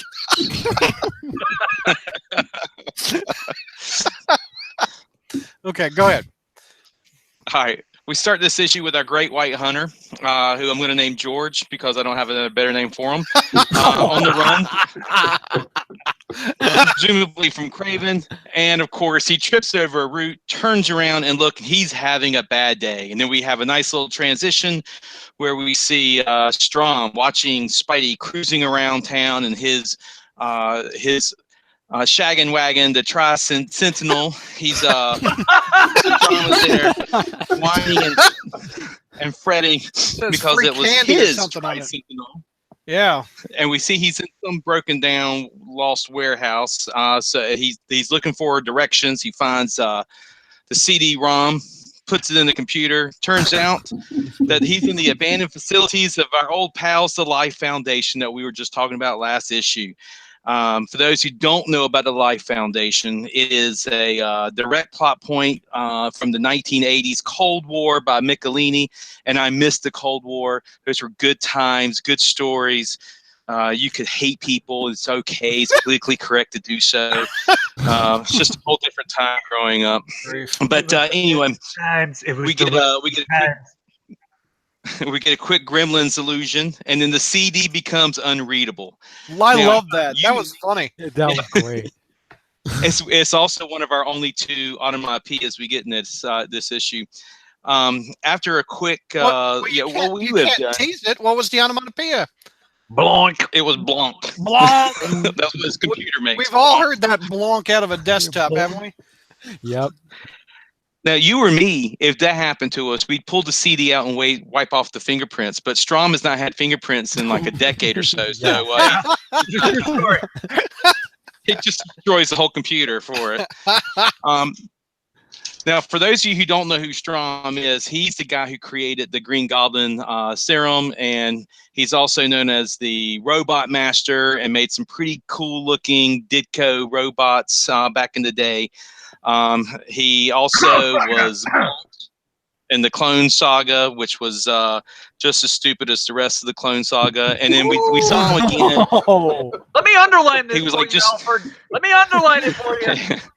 Mark, the best line, I think, is where the narrator says he keeps coming back through, though, each time with a code name and a costume that's a little more try-hard than the last. I think that's a great line by Spencer. That was great.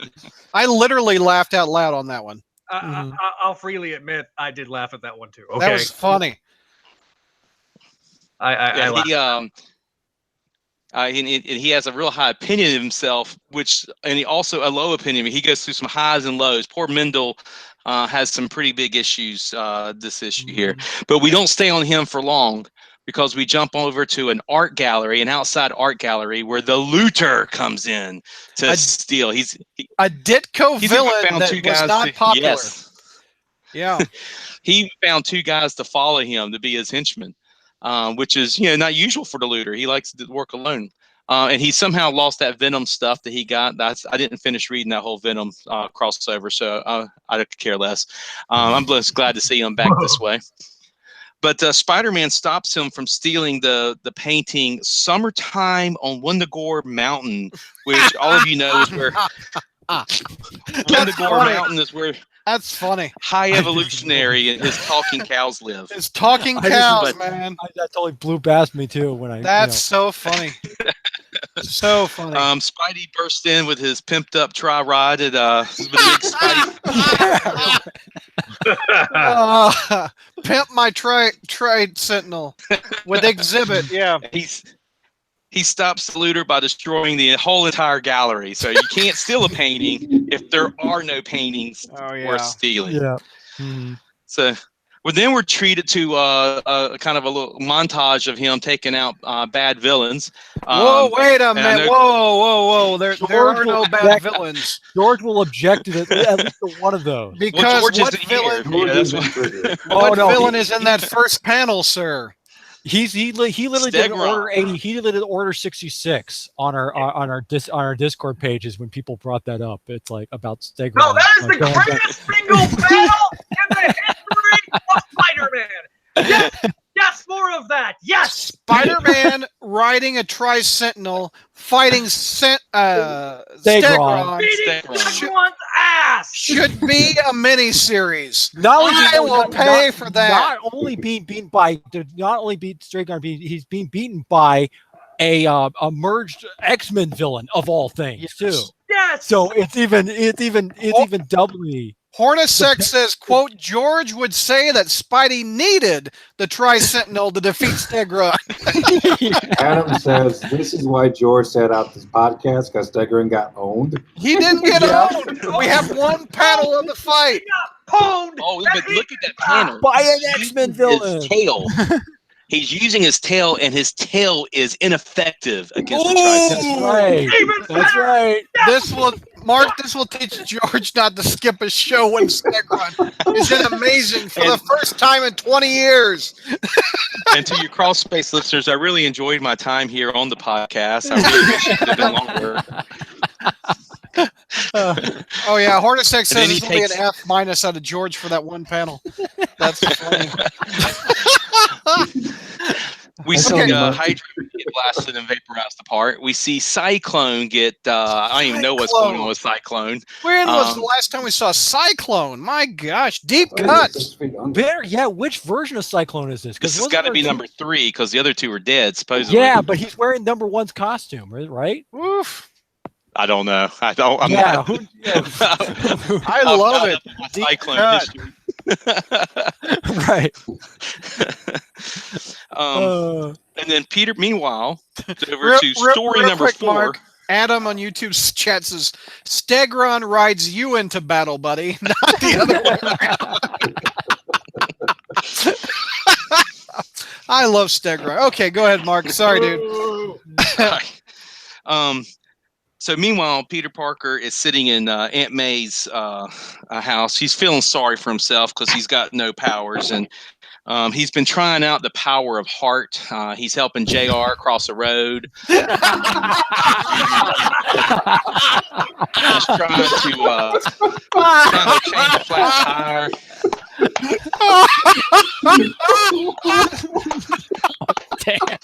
Okay, for our audio listeners, we have to show a picture of JR crossing the road. There it is. Poor JR. Did he make it across the road? I guess not. That's why he's not on this episode. Bravo, Mark. Bravo. Bravo. Hey, if JR's this happy. is going to be my last podcast, I might as well go out big. Hey, man, burn it down, baby. Burn it down. There's a belt buckle on that old man, and I'm trying to see if it's a J and an R. Oh man. Okay. And he even pays somebody's parking meter, which is against the law, and he gets taken in by the police for it. And I looked it up, and it's some stupid Yankee law. You can't pay for a parking meter. Yeah, I Yeah, didn't you know can't. that You either. can't be nice to people Yeah, evidently. here in I North do Carolina, not- that's just called being neighborly. But up See, there, I didn't know that In New York, didn't you know get about that fined for either. being nice. Yeah. Wow. Damn dirty Yankees. Dang. and then then we get to see what Spidey's doing. He's hanging out courtside with some basketball player that I'd probably know who it was if I watched pro sports. Nobody watches the Knicks. It's okay. Well, see, down here we watch college basketball in North Carolina. You know, we got Carolina, we got Duke. You know, we got good stuff. to watch. Allegedly, it's amateur basketball. Allegedly, but anyway, moving on. He's sitting out with hanging out with the View. He's doing a commercial for Slim Jim. You know, Oh yeah. Moment of And silence Randy for Bo- Macho Man, the star of Spider-Man 1. Bonesaw wasn't ready for that one. Nice. and Nice. I love these About to three make that. panels because this is what I imagine the Electric Company Spider-Man doing. He's just going off living his life in full costume all the time. You know, there is no guy behind the mask. So there's part of me that'd like to see him take his mask off at some point, but the other part of me, I don't ever want to see what's underneath this. I don't this think he has a face under there. No, he Actually. does. Look at the preview cover of the next issue. There's hair coming out. Oh darn it! Well, no, I'm not. I'm really. He's got like no eyes and no nose and no mouth. Like Kind of like it's when, like the, when it's kind of like the after blank One More in the Day, Dick when he Tracy tried to movie. reveal his ID to the Fantastic Four and there was no face. That was Yeah, it's like the blank from the Dick Tracy movie. Yeah. or the question, if we want to keep it Dicko. That's true. Yeah. Hey, Mark, your son just says "thwip into a Slim Jim" on the YouTube chat. Oh yeah. That's funny. Well, he's in college. That's a delicacy now, for him. Yeah. Oh, did you buy the boy a case of ramen noodles? No. I'll have to do that for a care I had a buddy Slim eat those by the metric ton, and he paid 5 cents. Wow. So meanwhile, Aunt May's trying to get Peter to take this college second chance. She doesn't know that Pete no longer knows the difference between a beaker and a Bunsen burner. So then she further insults him by giving him money in his birthday gift card. But we all know it's not his birthday because everybody on the crawl space knows Peter Parker's birthday is when? Oh, nuts. August. Way to put us on This the sounds like a spot. trivia Mark. question. August 15th. October 14th. Woo! Oh, good job. You know what's sad? I know It's also National Lowercase Day that day. Oh, Superman's birthday because it's February 29th, and a buddy of mine's birthday is February 29th. And Michael Bailey's birthday is February 29th. I thought that was the buddy you were talking about, but I apparently have two buddies on a February 29th birthday. I always think that's funny. So October, what is Peter Parker's birthday? 14th. October 14th. Okay. Nice. Okay. What was his daughter's birthday supposed to be? It's in May. No, Bum. it's a particular holiday that has to have something to do with, I don't know, Goblin. May 1st. Halloween? It was Halloween. May Day was born on Halloween, October Yeah. 31st. Wow. That's interesting. The Night of the Goblin, issue 75 of Peter Parker Spider-Man. Oh, that's right. But she's not in this issue. You are correct. Both of Okay. you. I are. was trying to make up for the fact that I didn't know that trivia question, Mark, by asking another trivia question. Wow. So Aunt May tells Peter to get his rear in gear and Yeah. do something with his life. And this is a nice compliment. I thought Aunt May was acting in character earlier. A lot of people were upset how mad she was, but I thought she was right on track. And then she's right on track again here as she, she disappointed in him, but she wants him to get back and be who he's supposed to be. Get your ass a job. Hornacek says Aunt May's explanation of playing online poker reminds me of Walter White saying his meth money came from playing poker. Is Aunt May cooking some blue meth? She's got blue hair. Well, we don't know what she puts in those wheat cakes that makes it so good. Did you remember that? Oh my gosh, that's funny. Boy, Hornacek, you're funny. Okay, go ahead.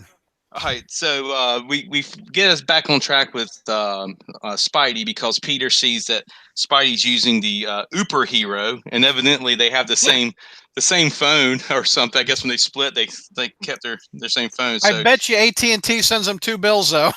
Oh. Yeah. And so Peter catches up with them, and Spidey don't want anything to do with them because he's living the high life. He's out there enjoying things. But Peter Parker shoots a web at him and hangs on for dear life as Spidey swings through New York. I thought that was pretty interesting. I like the looks on Peter's face as he's getting this view a whole different way than what he normally does. Yeah. And but he finally sits down and talks, and Peter's like, "We've got to get together." And Spidey pretty much says, "Hey, man, yeah, I like being written by Slot. I I'm gonna bring that up too. hanging out with my super friends." Oh, shade. This is like Slot versus Spencer. Oh, that's funny. That's funny. There's a lot of Slot versus Spencer in here, and I don't know how much of it's meant to be, but it sure sounds like Spencer is going Yeah, out. there is some. Oh definitely my some gosh, meta- that's funny. Facebook review page. They're I definitely said, it. does Yeah. anyone feel that this is Spencer's Peter talking to Slot Spider-Man? Wow. Yeah. Yep. There's Yep. definitely that going on. What Pete- did you say? There's a what did you say? There's what? Is there What? a website or what did you say? Something is devoted to it or something or what? I missed. Oh, okay. I thought somebody was doing commentary about how this feels like Spencer versus Slot No, I said that on the Facebook, our Facebook review staff page. Oh, okay. Got it. That's funny. All right, Mark, take us through. We got Slot Spidey versus Spencer Peter talking to each other. Did we lose Mark? Damn it. He was on such a good roll, man. Oh, I know, man. That was such a good roll. Okay. Then he's back. He's back. Welcome back, Mark. Are you there?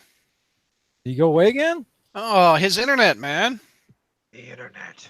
Not horrible. Dang it. Here, let's talk to the All right, YouTubers. there we go. Oh, he's back. There we Welcome go. back, sir. We All only right. got a little bit left to go. Sorry. Spidey throws out the Uncle Ben card, or Yeah. Peter Parker throws out the Uncle Ben card, but Spider-Man doesn't know who that is, and that's the big shock for this issue. Yeah, that was cool. So we get to really see what Spider-Man would look like without Uncle Ben's death. And again, we see it's another what if, that whole what if Uncle Ben had not died. See Spider-Man on the cover with the cape and stuff. Yeah. That was the awesome one. Yeah. So at least an hour later, we know it's an hour later because Peter was webbed up and now he's not webbed up. He gets to see Con, learns that Horatio 1, Horatio 2 have. Oh, he's breaking up again. Oh, man. You know, he's almost to the end of the book, too. He's almost in the book, too. One thing that I noticed is that I guess the longer Peter and Spider-Man are separated, the different they get. So I think I think Spider-Man knew who Uncle Ben was when they did the trivia questions back and forth at 3. So Mark, you're back. Is he though? I'm back. Or is he? Okay, there you are. All right, everybody, shut up. Mark, you've got the floor. Okay. Oh. Computer, I don't know what's going on. Sorry about that. Anyway, Horatio, let's have, but my computer already gave us that. So we'll move on. You can't live apart from yourself. So Doc Connors leaves Peter Parker was saying, "Hey, it's a good thing to try this on people. Would have been really bad, right?" And Poor Mark, it's so auto-toned. It's his internet connection. It is. You're almost to the end. Can y'all hear me? Okay? Let's pull you into the end of the issue. Can y'all hear me? Kinda. It's really auto-toned. We're all going to be quiet so you can have the floor. All right. We'll just up here. Back to Strom. He's failing at making a new robot. I guess he's got old Ditko skills. He doesn't have the new skills for robots. And so an evil version of the Blue Bear shows up. But instead of offering to make Strom a real boy, he's bringing him help killing off Spider-Man by bringing him at least 4 Sentinels and a promise of more. And this person must be the evil benefactor that is helping out Mysterio or helping with areas around it. Cool. So what would your grade be, Mark? B+. I like this one the least of the 4. B+. Okay. Chi-Town, what's your grade? B+. B+. Mike. B+ also. Zach. This is an A+. Why? Because Stegron got his ass kicked.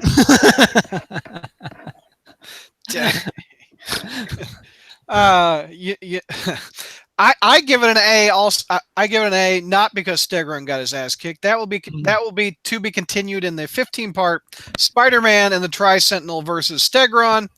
$4 a pop. So anyway, I give it an A. So Mark, your pros out of this one. What's your biggest pros? My pros are your internet's much better too. Much better. Okay.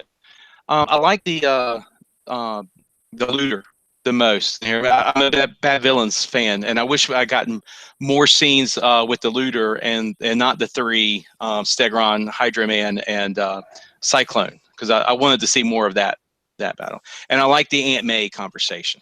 Yeah. Let's open it up to other pros. What did you guys like about it? I like the Aunt May character reference. That was, spot on, perfect. Almost as perfect as when JMS wrote her. This felt more like Aunt May than the previous time we saw Aunt May. Exactly. On this run. And I also like Spider riding around in a Spidey themed Tri-Sentinel. That was hysterical. Yeah, And the difference between power and responsibility. I mean, Spencer's Peter talking to Slot Spider-Man. I love that. I could read that all day. I think the use of Mindel Strom was great. I like the fact that there was an explanation as to why the Tri-Sentinel shows up, because at the end of that Bagley Michelini issue with Tri-Sentinel, the second appearance of Tri-Sentinel, it vaporized into like a little hunk of rock.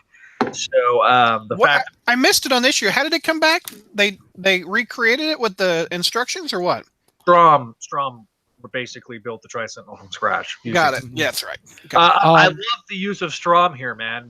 Talk about bad villains. Look, I have a soft spot for Strom for obvious reasons, because I felt like the most compelling that he was, despite the joke that I laughed at.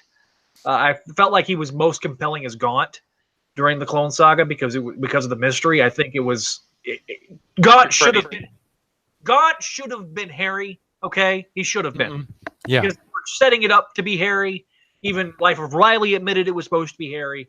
But I liked, if it wasn't Harry, I didn't mind it being Strom. I went back and read all of Strom's appearances, including I was holding this issue up because I was covering this on a recent podcast. This is issue 17 of Unlimited, which was the appearance of Strom after the Clone Saga. But I think that the use of Strom here was great. Some of the jokes with Strom was kind of funny, but that doesn't feel like Strom a little bit. I think it was kind of almost too jokey. That would be my one con. Yes, I gave it an A+, but that's because Stegron's tail got defeated finally for the first time ever. And one panel. One panel made it an A+. No, here's the thing. That's like judging a cover. Every joke about freaking Flower, that is my feeling right now. It's like, oh, this is so cathartic because that crappy character known as Stegron got his comeuppance. And I'd be saying the same damn thing if Berryman was here right now. Dear George, Zach is talking Stegron crap. Crawl space signal in the air. Get on the show. Send. You know what, Douglas? I don't care. I got my time in the spotlight to destroy that god-awful dinosaur man known as Stegron. Wow, I would love it if George just popped up and go. Is also excuse me. Now, as for my pros, I also like the kind of the Mendel Strom Robot Master States, particularly that whole business with the Life Foundation instructional video. That was absolutely hysterical. That whole that thing with, especially with the boink of the CD, and then Mendel Strom says, but kind of cursing out the fact that they're supposed to have all these weapons. Those subreddits said it was so. I mean, that was subreddit. That was funny. That was gold. The other thing is too, I love the fact that when we had the Tri-Sentinel, the Spider-Man painted his face on it. And interesting enough, it's a 6R, it's an 8-limbed robot. It's basically it's a perfectly fit. So who knows? We'll have a Tri-Sentinel Leopard in matchups soon. Hopefully. I would love to have a Tri-Sentinel build a figure for Marvel Legends. That would be freaking sweet. Yeah. The other thing, I also have a soft spot for the Tri-Sentinel just because I love that Bagley. Yeah. I really did send it. Yeah. The other thing, the other thing. No, he hasn't written back. I just literally sent it now. I guarantee it. Yeah. The other thing I'll read a quote from you on the air if you want. Go ahead, Mike. And my last part I want to mention is I like the conversation that Peter and Spider-Man had again in this. And what it was kind of to me, I know, yes, again, it's a little bit more getting more like that Star Trek episode, The Enemy Within.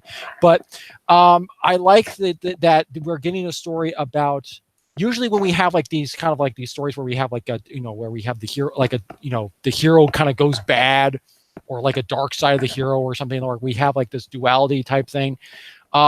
It's usually one is good and one is evil. Well, we don't. But even though this Spider-Man is doesn't subscribe to his responsibility. He's all about power, power, and he's all about fame and stuff. He's not a bad guy, but it's more like he's just acting the way that Peter Parker used to act when he first got his spider powers prior to Uncle Ben dying. I mean, it's not he's doing, it's not like he's all doing power. bad. Yeah. I mean, he's still stopping bad guys, but he's doing it in a way like it's kind of like it for you DC fans. He's basically become like Booster Gold. With the celebrity endorsements and everything else. So like he's just in it for like the fame and all this other stuff. And also I like how even though Peter is more responsible, we see a downside of that he has like little to no time for his personal life or himself. He's all about trying to help other people's problems, and he's running himself ragged and everything like this. And then Aunt May's advice is like, look, it's fine what you're doing, helping people out, but you got to have time for yourself too and everything. And I like how it's literally emphasizing here, Peter Parker and Spider-Man are literally inseparable. You cannot have one without the other. You need to have both. Yeah, you need to have, I mean, so it's kind of almost the way, it's almost sticking to this whole idea like, oh, that Peter, I don't know if that's a reference to anything like, Superior Spider-Man related necessarily, but where we had a whole series about Peter Parker not being Spider-Man. But I think it's just, again, it's reinforcing this idea that it's like a nice little character study that we're seeing here. And it's really good. It's great in that respect. I agree. Yeah. Other pros, guys. Mark and Chi-Town, what you got? Degron got his comeuppance. Stop. Hornacek also makes a good point. This is kind of becoming... Will this turn into? Did Spencer watch Superman 3 before writing this issue? Well, that Superman just kind of got bad, like you. Oh yeah, but he did. Like, but he's not bad in this. He's Spider-Man's not bad. He's just irresponsible. Yeah. He's just a jerk about being he's still a superhero, but he's being a jerk about it. Spider-Man didn't go to the bar and start flicking peanuts at the mirror like Superman 3. No, I will say this. In all seriousness, I think having this dichotomy of a Spider-Man that doesn't have the weight of the world on his shoulders and just is going to do whatever he wants, and be more like the Amazing Fantasy 15 Spider-Man. I think it's a great character study. Yep. I think it's a great reminder that Peter Parker is Spider-Man as much as Spider-Man is Peter Parker. Yeah. So yes, I joke about the Stegron thing, but I'm kidding. It's funny. Oh, my phone just rang. Okay. Too late, Zach. Email me the Google Hangout link. I'm going to be home in 10 minutes. Don't tell them I'm coming. Oh!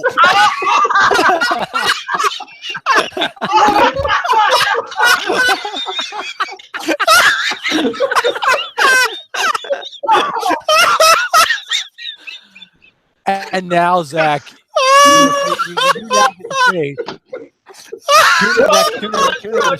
Zach faces the wrath of George. That's not coming. You done messed up now. Oh, tell him I'm coming. Oh, Zach, I'm surprised. hell no. Oh, 10 minutes later, Zach. And there's a little smiley face icon. Don't tell him I'm coming. Smiley face. I can't wait till he comes. I've been expecting. Okay, I gotta give him the link. I can't talk. I'll give him the damn link. Oh hell! Oh hell! This is too funny. Oh man! Oh. All right. Oh, George, the great debate is about to commence here. God dang! Did you give him? I'm giving him the link right now to join. All right, there you go, George. Oh, here we go. Don't tell him I'm coming. It's the best thing. This is one of the funniest moments. Should I put some cotton in my ears just in case we have the big, the big explosion that's about to happen to commence in soon? I mean, oh my gosh, some funny stuff. Okay. Sent to George. Okay. That's too funny. Oh man. He has no idea. Yes. We meet again, you pickle brain buffoon. Tell him I'm coming. Okay, this is we too bad. We need to have sound effects like the Undertaker theme song that comes in. I can set that up. No, Empire. Yeah, Empire. we need to have some WWE music dun, coming dun, in. I wrote, he has no dun. idea. Just kidding. I accidentally read that on the air. Oh, he's typing. He's ticked.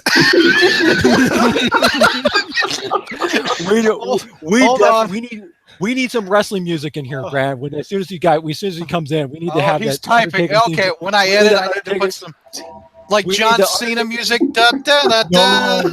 No, not John Cena.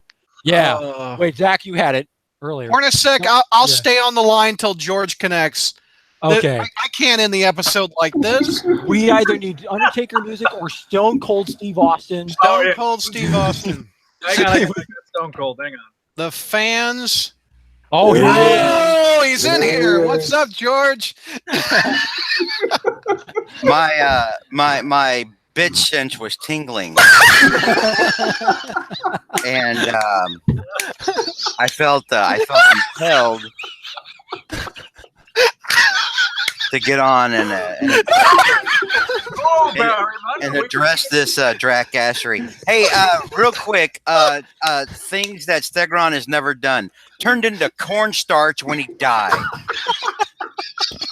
Just off the top of my head. No, this is retro. Never been cloned 27 times by some bitch in a green hairy suit, so that he can die over and over again because there's only one goddamn Stegron. And then they broke the mold afterward. Yeah. All right. No. I don't want to know what little bitch talk you've been up to. All right, because it's exactly that. It's just bitch talk. So there's one panel of Stegron, which I sent you, George, and Zach gave it an A because Stegron got his butt kicked in one panel. And Stegron hasn't been in an Amazing Spider-Man book in 20 years. No, you've gotten to make fun of my favorite character for the last 10 years. 10 years. And finally, we get a panel of your favorite character getting his ultimate comeuppance because he got his ass beat by the Tri-Sentinel. So I had a little fun. Would you stop scrunching up your face? It looks like you're trying not to fart. For crying out loud. So I had a little fun. So George, I have to tell you, I said when he was talking so much smack, I'm like, dear George, he's talking Stegron crap. Crawl space signal in the sky, and then you wrote back, oh, I'm 10 minutes out. Don't tell him I'm coming, and I read it on the air. Of course you did. I'm like, we should just be glad that Brad was able to read, period. All right, number one. Number two, apparently, I'm getting word in the YouTube chat that apparently everybody else was laughing and having a good time with it. I mean, just go ahead and line up now. It'll make me easier to beat ass. Don't make me chase you because it's just going to make it worse. You're like a Spencer Spider-Man. You're kicking ass alone, sir. It's the best way I do it. I like Enigma's line. George Berriman, guess who thought it was funny? Everyone else. I literally just addressed that. He just did. Clean out your ears. So George, did Stegron in one panel lose? Well, I mean, we didn't see the whole fight, did we? No, we did not. It's like a little snippet of a fight. I mean, if you read that, it also says destroyed a whole wing, like of a museum, right? Yeah. It's not like the Tri-Sentinel showed up and shot him through a window with eye beams or something, and then took the F off. All right, I mean, like some shit went down. All right, but we only saw one panel of it. You know, I will say that which is funny because we had I recall every time like a clone dies, we get several panels of the flower drifting off into the wind. it's far more dramatic. Well, is it though? Is it though? What the ingredients on the ground? yeah. Potential cupcake batter. That's riveting. That's drama. Interestingly enough, George, you bring up a con that I actually have with this issue. Oh, go ahead. What? Look, Oh, you want to go? Look at Mike trying to get back on track. Okay, go ahead, No, Mike. no. It ties in perfectly because all those panels where you see, we don't actually see any of this stuff happen on panel. It's all kind of summarized. I mean, we got too much kind of summarization, too much exposition stuff, not too much telling, not enough showing in that section. Hence why. Well, I mean, they've only got a finite amount of space to show. Yeah, I know, but I mean, this issue didn't. If feel we actually padded, saw though. the Stegron fight, I mean, you know, as opposed to Mike, I don't think the issue felt padded, though. Do you? no, Well, it didn't feel padded. I think you're looking for shit to bitch about right now. Who, me? Yeah. Okay, no, I mean, I like the issue. I just think that I think that the pacing of this thing just needs to be something required. I mean, hey, notice I was trying to stay neutral as possible in this whole like clone You're versus Switzerland. Why? Because I mean, That's hey, funny. look, What are you, Swiss? Stop. When brothers fight like that. Yeah. Yeah, hey, you know, So- but I mean, hey, I liked an issue which we had a Stegron version of Thor, okay, like named Dino Thor. All right.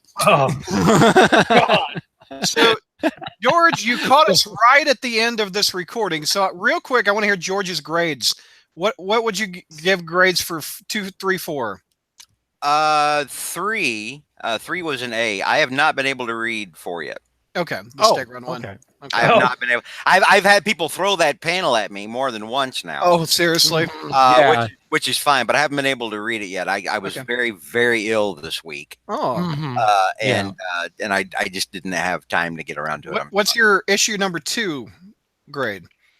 Oh no! Every 1 through 3 have been A's for me so far. Yeah. I couldn't be happier. I mean, this is I haven't been this happy since probably Straczynski brought Mary Jane back. Yeah. And I What year really is that? Like 03, 04? Yeah, that was like 2003 or 2004. Yeah. Yeah. I haven't been this happy as a Spider-Man fan since then. Same. I really haven't. All jokes aside, Berryman, I'm glad you're feeling better. Yeah, I mean, no No, doubt. thank you. Me too. Thank you. I mean, I'm feeling froggy enough to beat ass. I was able to get out tonight and do the things that I needed to do Nice. that I had planned, but no. Let's go around the horn for final thoughts. Mike, final thoughts.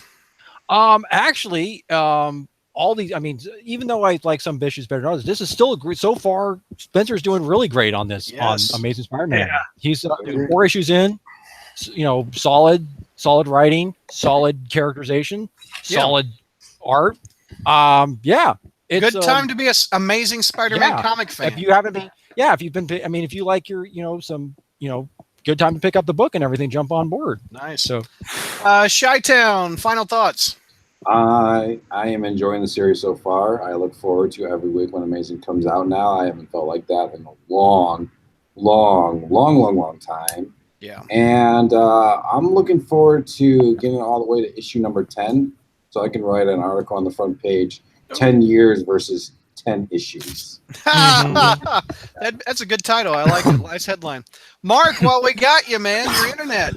What's your final thoughts there? This was my least favorite issue because it feels like a part 4. The other 3, I kind of felt like I was getting the story. This one, I kept getting between issues, and I mean, I liked it still. He's the writer, and it just didn't do it for me like 1, 2, and 3 did. Okay. Gotcha. There was Zach, final thoughts. I liked issue 4 the best, but I've already articulated why. No, in all seriousness, this is probably the best 4 issues we've had. Yeah. Since In the a Genuine row. Master Run. Yeah. In a Yeah. row in a long in a time. row too. So, George, opening and closing thoughts. I'll let Stegron do it with a Kirby hand. Hold on, let me get you full.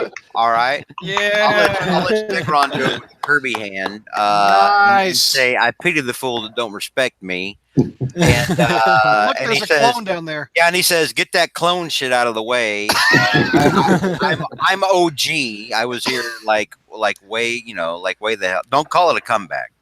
Don't call it a comeback. Here, can I see that action figure's tail? The mighty tail on that figure? My goodness. Right. There is no answer for this tail. No, the answer is Tri-Sentinel. Moving on. The answer is Tri-Sentinel? Oh my gosh. Try to say that again without spitting up the mouth. Like try to say it again, like normal. Use your big boy words. Use your big boy words. The answer is the Tri-Sentinel defeated Stegron. Oh, all right. So that's a wrap on this episode. George, you want to stick around? We got news next. Nah, not really. I'm going to go to Okay. bed. I'm wiped the hell out. You came in and made a hell of a cameo. It's pretty awesome. I was going to try to just like maybe get in bed and watch from bed and then kind of fade away. But I mean, I'm okay. I'm literally Shot like for fire. rounding. Yeah, I'm literally like exiting the highway, and Brad's like, dude. I put George, the I'm glad you're feeling roast- better. Joiner's talking like a bitch. You better handle up. Actually pulled into a gas station like 2 blocks away from my house and said, okay, don't tell him I'm coming, but I'm bringing the pain train with me. And of course, so the first thing Brad says, don't tell him I'm coming. But That was hysterical. First, It was. You have it to- was. George, Second you of have to all- watch the episode when I say don't tell him he's coming and I read it live. Hysterical. Hysterical. but I will say this, Berryman. I think A, I filled up at that gas station, and B, I'm glad I got to see you. I'm glad you're feeling better. Yeah. Have a Yeah, great. me too. Yeah. Yeah. All right, everybody. We'll be back in 10 minutes. All right. YouTubers, All right. continue to watch. You'll get a notice when we're live. We're going to tackle news next. We're going to talk about Venom's trailer is one of the topics. Yay! So there you go. If that's All right. a tease, I don't know what. All right. We'll be right back. Okay, gang. I'll Okay. get you in a minute. All right. Bye. Okay. Bye, Berryman.